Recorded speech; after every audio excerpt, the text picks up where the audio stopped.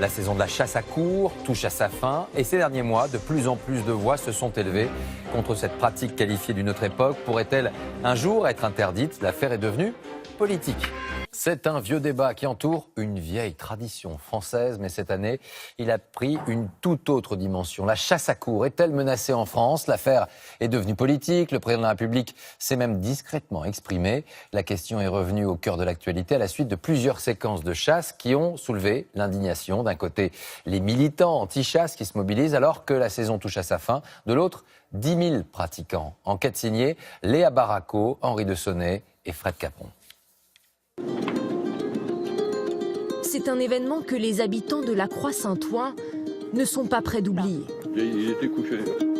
Couché avec la tête droite, il n'était pas affalé. Donc il n'était pas mort, ni blessé.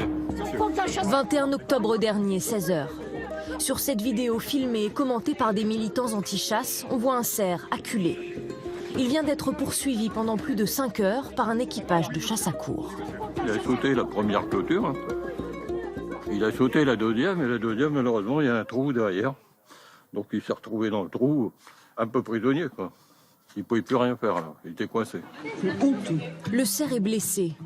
L'un des chasseurs entre alors dans la propriété. Il essaie d'abord de le déloger avec son fouet.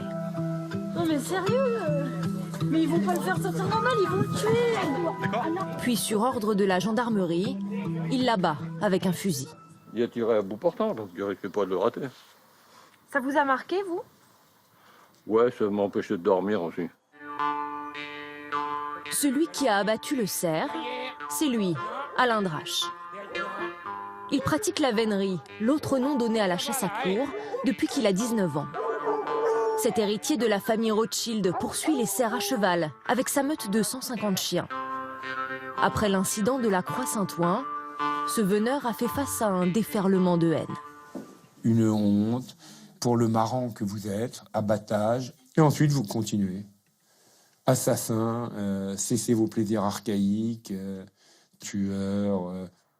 Combien de messages vous avez reçus? Sur la page Facebook, je crois plus de 6 ou 7 000. Si j'ai la chance de te rencontrer entre quatre yeux, je te fume avec une slug. Une slug, c'est une balle de fusil. Si ça, c'est pas une menace de mort, il faudra m'expliquer. Et l'histoire ne s'arrête pas là.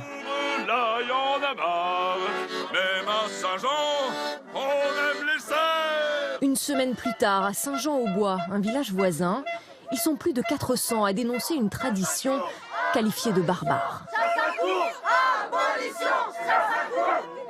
Ça devrait être banni depuis des années, quoi. On n'est plus au temps du Moyen-Âge, voilà, c'est terminé. Oui, c'est inadmissible. C'est inadmissible, on ne Vous devrait pas... savez qu'ils viennent chasser derrière chez nous? Ouais, mais ils rentrent dans les propriétés, ils n'ont pas le droit. Moi, le mec, il rentre dans ma propriété, je lui fais un coup de fusil. Des incidents de chasse à courre, il y en a régulièrement. Et c'est là encore le même collectif anti-chasse qui traque les veneurs pour les dénoncer. Ici, on voit un cerf, en plein village. Là, une chasse à courre qui provoque un accident sur une route nationale. Putain, mais le bordel qu'ils foutent! Laissez le monsieur tranquille parce qu'il vient de se taper un cerf. Au début du mois de janvier, dans l'Aisne, un cerf a même terminé sa course dans une rivière. Un des hommes, des vrais! Ils sont en train de les noyer, regardez ça! Regardez ça, ils sont en train de les noyer! Lâchez-le! Vous avez détruit une ville pour le plaisir! Juste pour le plaisir. Pour le spectacle! Uniquement pour ça. Malgré une contestation de plus en plus vive, la chasse à courre, interdite en Allemagne, en Belgique et en Grande-Bretagne, est toujours légale en France.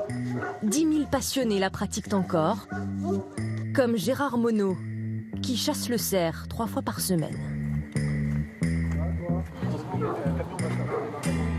Moi, quand je mets ça, c'est signe que je vais passer une bonne journée. Ce que moi je trouve très bien, c'est que ce n'est pas artificiel, c'est tout à fait la tradition, comme avant. Les cavaliers se dispersent dans la forêt, guidés par les chiens, et communiquent entre eux au son du cor de chasse.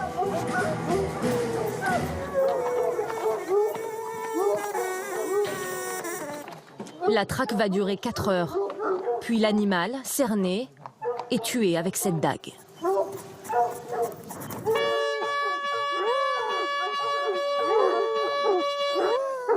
Gérard offre une partie de la viande aux habitants des environs.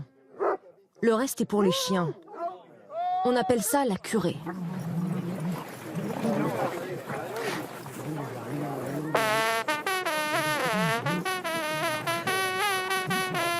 Pour ses partisans, la chasse à courre est une tradition qui doit perdurer malgré les polémiques sur la souffrance animale.